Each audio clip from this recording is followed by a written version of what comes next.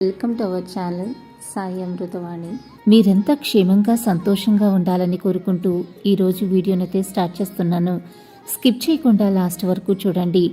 అంతకన్నా ముందు మన ఛానల్ని ఎవరైనా కొత్తగా చూస్తున్నట్లయితే తప్పకుండా సబ్స్క్రైబ్ చేసుకోండి. శ్రీ శుభదుర్గ వ్రత కథను ఎవరైతే వింటారో లేక ఇంట్లో ఈ వ్రతాన్ని భక్తి శ్రద్ధలతో ఆచరిస్తారో వారికి ఏది కావాలంటే అది శీఘ్రంగా సిద్ధిస్తుంది. సంతానం లేని వారికి సంతానం, వివాహం కాని వారికి వివాహం, విద్య, ఉద్యోగం, ఆరోగ్యం, వివాహమైన స్త్రీమూర్తులకు దీర్ఘ సుమంగళి మనులుగా ఉంటారు. అబ్బా, ఒక్కటేమిటి, సర్వ సౌభాగ్యాలు కలుగుతాయంటే ఆశ్చర్యమే. వారిల్లు ఎల్లప్పుడూ ధనధాన్యాలతో సమృద్ధిగా ఉంటుంది. దేనికి ఎటువంటి లోటు ఉండదు. సత్యనారాయణ స్వామి వ్రతంలో ఏ విధంగా అయితే 5 కథలు ఉంటాయో అలాగే ఈ వ్రతంలో కూడా 5 కథలు ఉంటాయి. ఈ వ్రతాన్ని చేయలేని వారు కనీసం ఈ వ్రత కథలను విన్నా సరే మీరు అనుకున్న కోరికలు తప్పకుండా నెరవేరుతాయి. ఈ వ్రతంలో 5 కథలలో నేను ఈరోజు మీకు మొదటి కథను చెబుతున్నాను. శ్రద్ధగా మనసు పెట్టి వినండి. ఈ వ్రతం గురించి తెలిసిన వారు ఎవరైనా ఉంటే కమెంట్ సెక్షన్లో తప్పకుండా తెలియపరచటం మర్చిపోవద్దు. శ్రీ శుభదుర్గ వ్రతంలో మొదటి కథ కోమలాంబ కథ. పర్వకాలంలో కృష్ణా తీరంలో శ్రీకాకుళం అనే గ్రామం ఉండేది. ఆ ఊరిలో రామాచారి అనే ఒక పేద బ్రాహ్మణుడు ఉండేవాడు. అతను వంశపారంపరంగా వచ్చిన పౌరహిత్యవు వృత్తి చేసుకుంటూ సంసారాన్ని పోషించుకునేవాడు.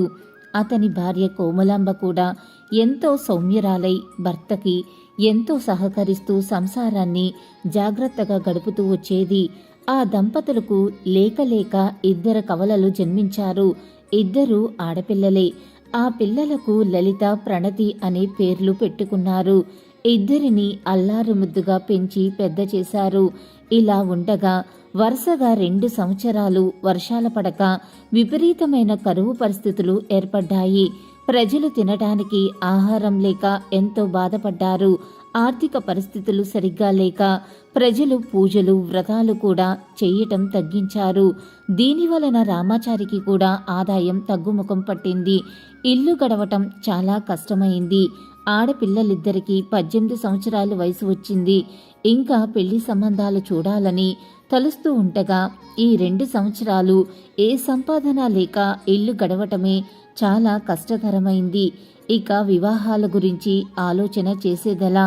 రోజు రోజుకి ఇంట్లో ఉన్న సరుకులన్నీ నిండుకుంటున్నాయి. ఇక 2 రోజులైతే పూర్తి పస్తులు ఉండే పరిస్థితి నెలకొంటుంది. కోమలాంబకి చాలా బాధగా ఉంది. ఆమె ప్రతిరోజు శ్రీ దుర్గామాతను పూజిస్తూ ఉండేది. ప్రతినిత్యం ఆ తల్లితో తమను ఈ కష్టాల నుంచి కాపాడమని మొరపెట్టుకునేది. అయినా కుటుంబ పరిస్థితుల్లో ఏమాత్రం మార్పు రాకపోవటం వలన ఎంతో బాధపడుతూ ఉండేది. ఒకనాటి రాత్రి ఇవే ఆలోచనలతో బాధపడుతూ నిద్రపోయింది. ఆ తల్లిని ఎన్నో విధాల వేడుకుంటూ ఎలాగైనా తమ కుటుంబాన్ని కరుణించమని ప్రాధేయపడుతూ పడుకుంది. ఒకంతటా నిద్ర పట్టడం లేదు. మనసులో తెలియని బాధ పొంగుతుండటం వల్ల ఏమాత్రం కనులు మూతపడటం లేదు. ఆ తల్లిని అలా ప్రార్థిస్తూనే ఉన్నది. కాసేపటికి కనులు మూతపడి చిన్న కునుకు పట్టింది. నిద్రలో ఆమెకు ఒక పెద్ద కల వచ్చింది. ఆ కలలో కోమలాంబ ఎంతో బాధపడుతూ వడివిడిగా అడుగులు వేస్తూ ఊరి చివర్న ఉన్న చెరువు వైపు నడుస్తున్నది. ఇక తనకు ఆత్మహత్య తప్ప శరణ్యం లేదని తెలుస్తూ ఎంతో వేదనతో నడవసాగింది. ఇలా కొంత దూరం వెళ్ళగానే ఒక్కసారిగా ఆమె కంటి ముందు ఒక పెద్ద కాంతి వెలువడింది. ఆ కాంతిలో ఒక స్త్రీమూర్తి అద్భుత సౌందర్యంతో వెలిగిపోతూ కనిపించింది. ఎన్నో దివ్య ఆభరణాలు ధరించి గొప్ప తేజస్సుతో ప్రకాశిస్తున్న ఆమెకు కోమలాంబ అప్రయత్నంగానే చేతులు జోడించి నమస్కరించింది. అప్పుడు ఆ స్త్రీమూర్తి కోమలాంబతో ఇలా అన్నది. అమ్మా కోమలాంబ, ఈ రోజుతో నీ కష్టాలన్నీ గట్టెక్కాయి. నీకు శుభదుర్గా వ్రతం అనే విశిష్టమైన ఒక వ్రతాన్ని వివరిస్తాను. నేను శుభదుర్గను, సర్వశుభాలను అనుగ్రహిస్తాను. నీవు ఇంటికి వెళ్ళి రేపే ఈ వ్రతాన్ని ఆచరించు. నీకు నీ కుటుంబానికి ఎన్నో శుభాలు జరుగుతాయి అన్నది. అప్పుడు కోమలాంబ ఆ తల్లికి నమస్కరించి, తల్లి జగన్మాత, నన్ను అనుగ్రహించినందుకు ఎంతో ఆనందం. నిన్ను ఎన్ని విధాలు కీర్తించినా తక్కువే. నా యందు దయ ఉంచి ఆ వ్రత విధానం వివరంగా విశదీకరింపవలసింది అని వేడుకున్నది. అప్పుడు శుభదుర్గామాత కోమలాంబతో ఈ విధంగా చెప్పింది. నేను ఇప్పుడు చెప్తున్న ఈ శుభదుర్గా వ్రతం ఎంతో తేలికయింది, నాకెంతో ప్రీతిపాత్రమైనది. దీనిని ఆచరించిన వారికి సర్వ సౌభాగ్యాలు కలుగుతాయి, దేనికి లోటుండదు, జీవితం శుభప్రదంగా గడుస్తుంది, తలపెట్టిన కార్యాలన్నీ జయప్రదంగా జరుగుతాయి. ఈ వ్రతాన్ని స్త్రీలైనా పురుషులైనా ఎవరైనా ఆచరించవచ్చును. ఏ శుక్రవారం రోజైనా సూర్యోదయానికి ముందే లేచి శుచిగా స్నానం చేసి ఈ వ్రతాన్ని ప్రారంభించాలి. ముందుగా అష్టోత్తర నామాలు పఠించాలి. అటుపైన ఈ వ్రతంలోని 5 కథలను చదవాలి. బియ్యం బెల్లం కలిపి చేసిన పాయసం నాకు నైవేద్యంగా పెట్టాలి. మీ పూజా మందిరంలో కూర్చుని ఆచరింపవచ్చును. మీరు ఒక్కరుగా గాని మీ బంధుమిత్రులందరినీ పిలిచి గాని ఈ వ్రతం ఆచరింపవచ్చును. నా రూపాల్లో అయిన విజయదుర్గ, కనకదుర్గ, శైలపుత్రి, గౌరీదేవి ఇలా ఏ రూపపు పటమైన ఎదురుగా ఉంచుకొనవలెను. ఈ విధంగా వ్రతం పూర్తి చేసిన వెంటనే మీ ఇంటిలో ఎన్నో శుభాలు కలుగుతాయి. ఈ వ్రతం పూర్తయిన తర్వాత నేను ఆ ఇంటికి ఏదో ఒక రూపంలో వచ్చి ప్రసాదం తప్పకుండా స్వీకరిస్తాను. ఓ కోమలాంబ, రేపు శుక్రవారం, రేపే ఈ వ్రతాన్ని ఆచరించు. మీ కుటుంబానికి సర్వ సౌభాగ్యాలు కలుగుతాయి అని అమ్మ అనుగ్రహించింది. కోమలాంబ తెల్లవారగానే తనకు వచ్చిన కల గురించి తన భర్తకు చెప్పింది.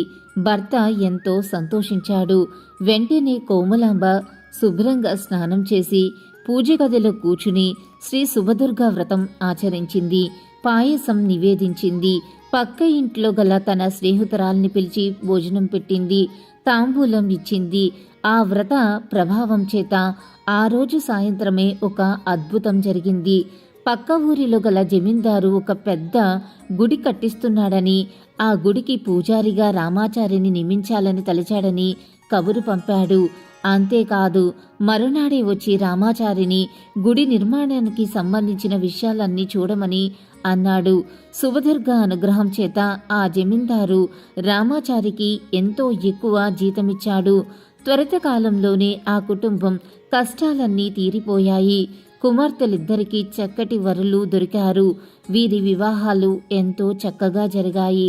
ఆ కుటుంబం ప్రతి నెల వీలున్న శుక్రవారం నాడు శ్రీ శుభదుర్గా వ్రతం ఆచరిస్తూ కలకాలం సుఖంగా జీవించారు. మొదటి కథ ప్రథమ అధ్యాయం సమాప్తం. యాదేవి సర్వభూతేషు బుద్ధి రూపేణ సంస్థిత. నమస్తస్మై నమస్తస్మై నమస్తస్మై నమో నమః.